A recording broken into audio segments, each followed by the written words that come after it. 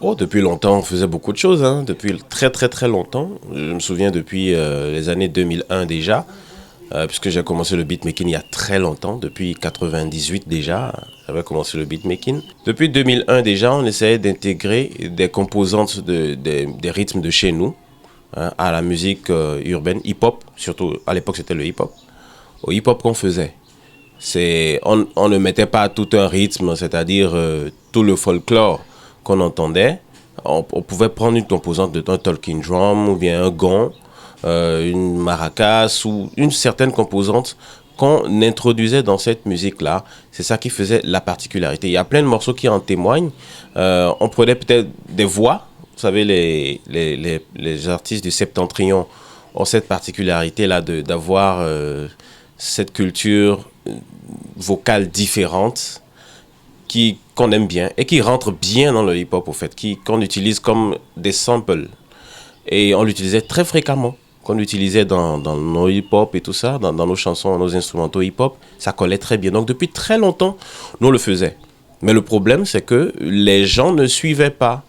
Le beatmaker, il va créer la musique qui est différente, mais ça ne deviendra une tendance que s'il y a un mouvement d'ensemble. Des gens qui se disent, ah, c'est ça qu'on veut, désormais c'est ça qu'on veut faire, essayer de propager ça. Et plus il y a de personnes qui le font, plus ça devient la norme, ça devient la tendance. Comme je disais tout à l'heure, ceux qui font, pour le moment, la grande majorité de ceux qui sont dans ce métier-là, ils sont là-dedans par passion. Donc, un avantage que nous on a, c'est on est souvent fiers de savoir que l'idée qu'on a eue en premier sur une chanson,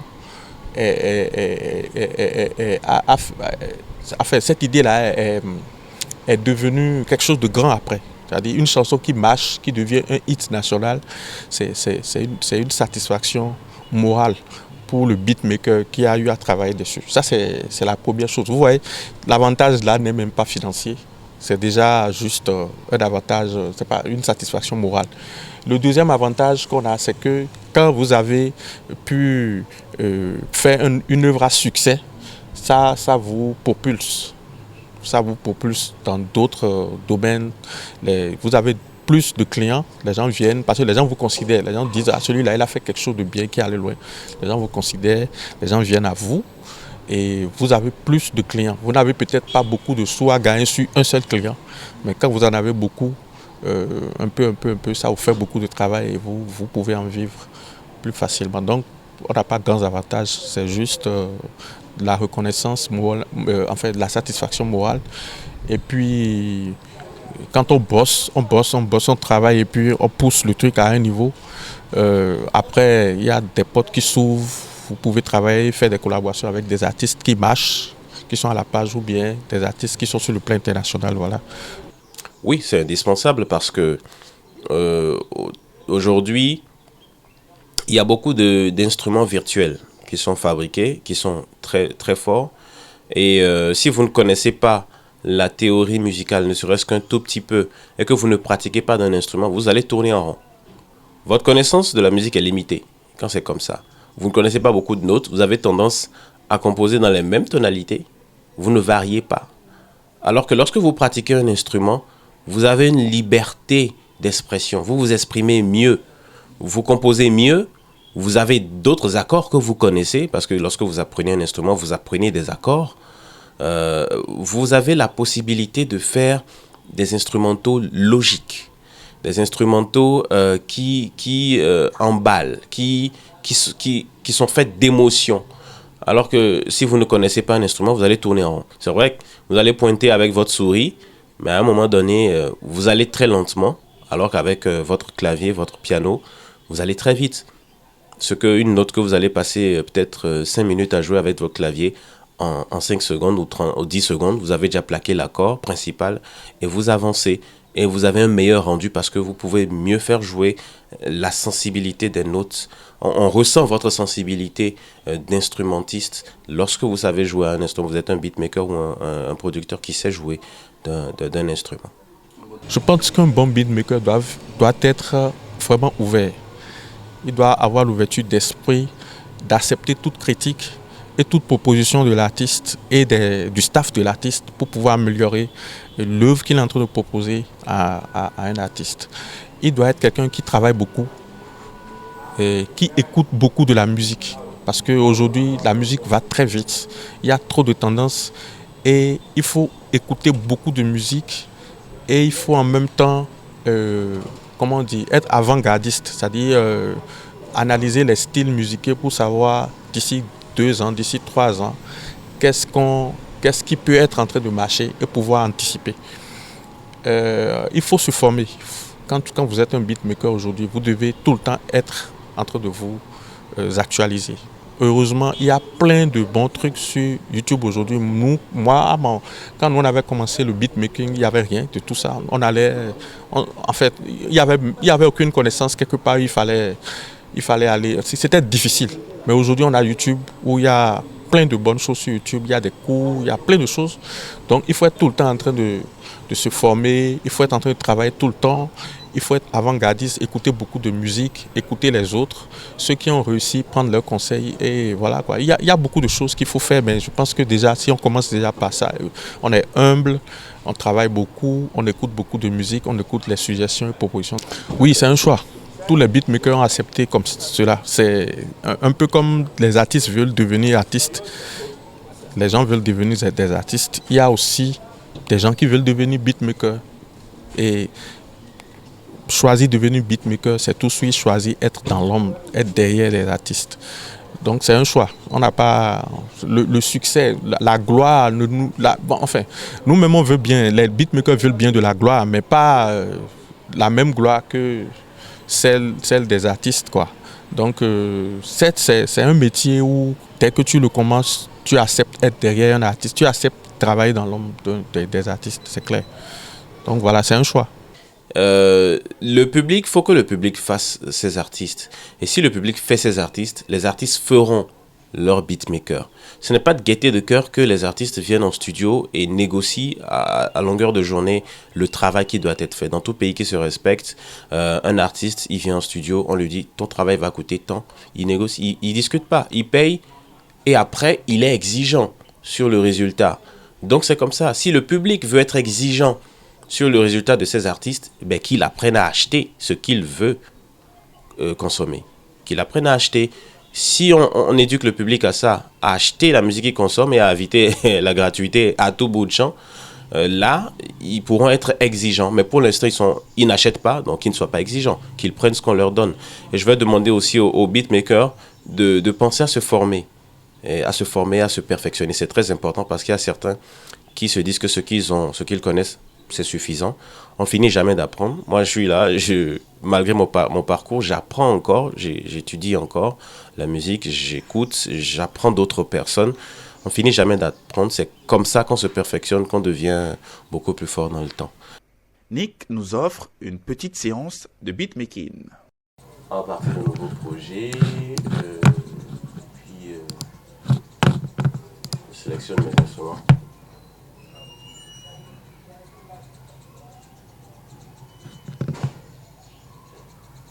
Je vais choisir.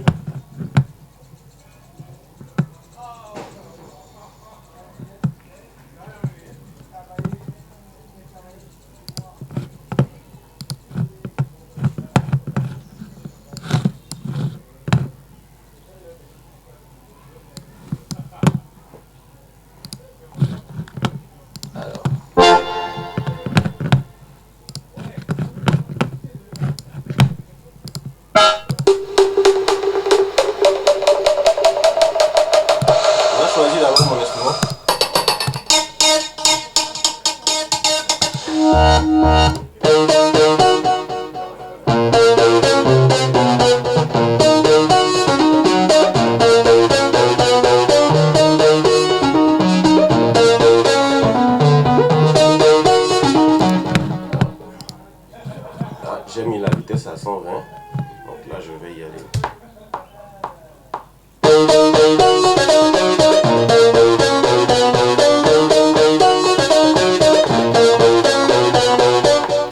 Là ça va former la blouse.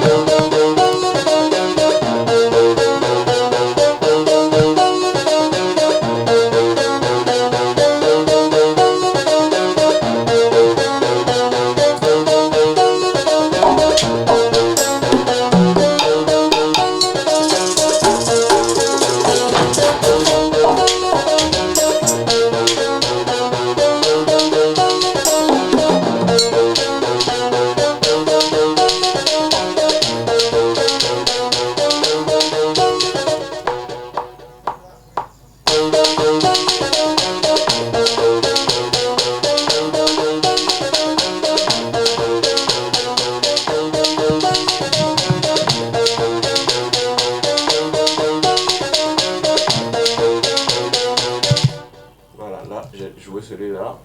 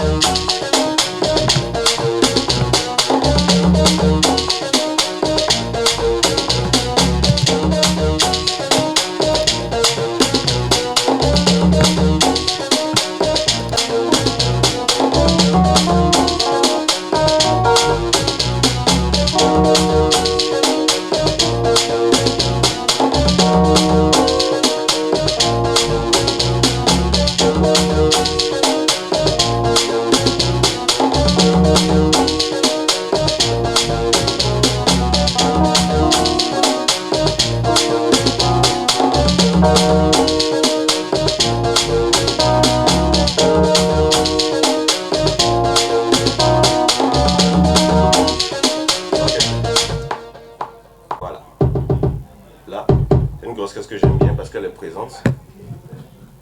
Et là.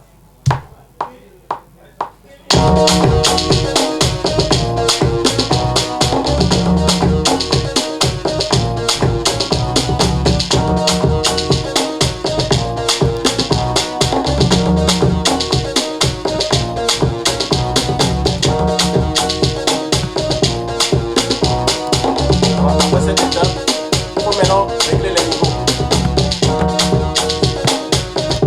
Naturellement, on part de la...